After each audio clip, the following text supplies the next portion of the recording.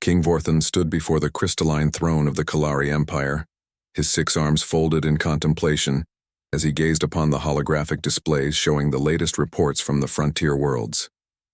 The war with the Shadow Collective had raged for 3 cycles, and despite the Kalari's advanced technology and superior numbers, they found themselves locked in a bitter stalemate. The breakthrough had come from an unexpected source: humanity. These strange bipedal creatures, from a backwater world called Earth, had arrived in Kalari space barely 2 years ago, refugees from their own conflict. King Vorthan had granted them sanctuary on the outer colonies, expecting little from these primitive beings who still used chemical propulsion and crude energy weapons. How wrong he had been. Captain Jake Morrison and his ragtag fleet of human vessels had turned the tide at the Battle of Nexus Prime, where Kalari admirals had failed with their perfectly calculated strategies and overwhelming firepower. The humans had succeeded through sheer audacity and tactical brilliance. They fought with a ferocity that both inspired and terrified their alien allies, never retreating even when faced with impossible odds. More remarkably, they had introduced concepts the Kalari military had never considered: guerrilla warfare, psychological operations, and something the humans called thinking outside the box. Their unorthodox methods had shattered Shadow Collective formations that had seemed invincible. Now, as King Vorthan studied the tactical reports, he understood what his military advisors had been telling him for weeks. The humans possessed something invaluable: adaptability. Where the Kalari followed rigid protocols and ancient battle doctrines, humans improvised, innovated, and overcame obstacles through pure determination and creative thinking. The king's primary advisor, Chancellor Rex, approached the throne with measured steps. His scaled face bore the expression of someone delivering unwelcome news. "Your Majesty," Rex began, his voice carrying the formal tones required in the royal presence, "the Council of Nobles grows restless. They question the wisdom of elevating these humans to such prominent positions in our military." King Vorthan's 4 eyes focused on his advisor. "The humans have won us 5 major victories in as many months. Our own generals accomplished nothing in 3 years of warfare." "That may be true, sire, but the nobles fear we are becoming too dependent on alien assistance. They suggest we risk losing our cultural identity by embracing human methods so completely." The king rose from his throne, his massive frame casting shadows across the chamber. At nearly 3 meters tall and possessing the physique of a natural predator, Vorthan commanded respect through presence alone. Yet he had learned to respect these small, fragile humans who stood barely half his height. "Cultural identity," he mused, walking to the great window that overlooked the capital city of Nexara. "Tell me, Chancellor, what good is cultural identity if our culture ceases to exist because we refuse to adapt?" "The nobles would argue that victory achieved through alien methods is not truly our victory, my lord." King Vorthan turned back to face his advisor, and Rex could see the decision forming in the monarch's eyes. It was a look the Chancellor had learned to recognize over decades of service, the expression of a ruler about to make a choice that would reshape their civilization. "Summon my daughters," the king commanded. "All 7 of them." Within the hour, the royal princesses had assembled in the throne room. They stood in order of age, from eldest to youngest: Princess Nira, Princess Kayla, Princess Zora, Princess Mira, Princess Tara, Princess Lena, and Princess Ara. Each possessed the distinctive features of Kalari royalty: elegant scaled skin that shimmered with bioluminescent patterns, 4 arms, and the natural grace that came from generations of selective breeding. King Vorthan studied his daughters with both pride and determination. They were intelligent, educated, and capable leaders in their own right.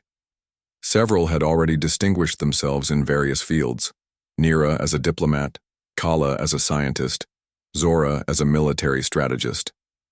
"My daughters," he began, his voice carrying the weight of royal decree. "The survival of our empire depends upon our ability to learn from those who have proven themselves our superiors in the art of warfare. The humans have shown us capabilities we never imagined possible. Princess Nira, The eldest, at 32 cycles, stepped forward. Her bioluminescent patterns pulsed with curiosity rather than concern.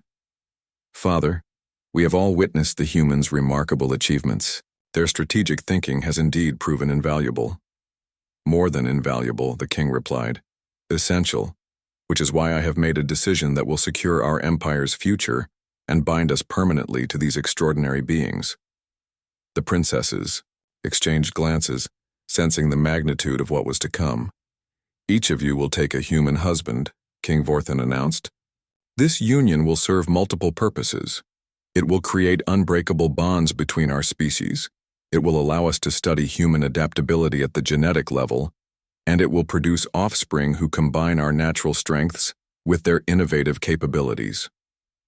The reaction was immediate and varied. Princess Nira nodded thoughtfully, already considering the diplomatic advantages. Princess Kala appeared intrigued by the scientific possibilities. Princess Mira seemed pleased by the prospect of adventure. However, not all responses were positive.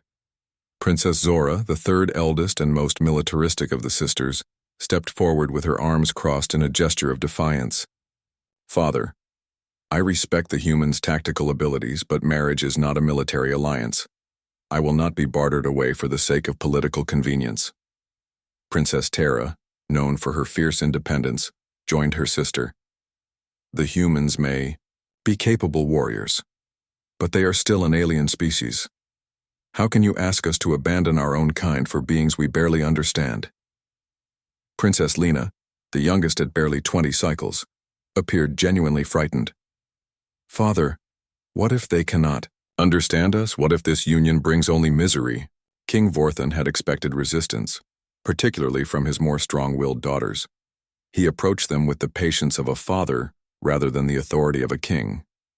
I understand your concerns, he said gently, but consider what I have observed about these humans. They do not seek to conquer or dominate. When they could have demanded tribute or territory for their military assistance, they asked only for sanctuary and the chance to prove themselves as allies. He gestured toward the holographic displays still showing battle reports. Captain Morrison could have leveraged his victories into personal power or wealth. Instead, he continues to serve our cause with the same dedication he showed when he was merely a refugee with a damaged ship. Princess Nira supported her father's argument.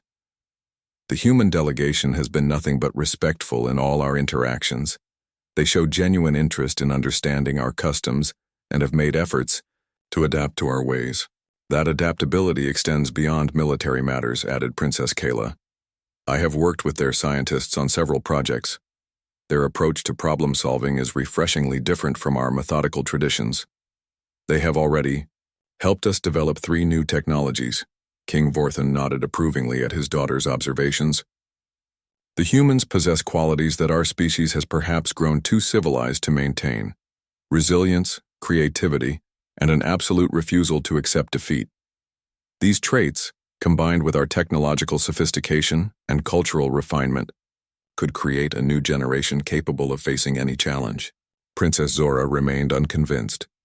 And if this experiment fails, what if our children are neither fully human nor fully Kalari, belonging to neither world? Then they will forge their own path, the king replied with conviction. Just as the humans have done since arriving in our space. They adapted to our technology, learned our languages, and integrated into our society without losing their essential humanity.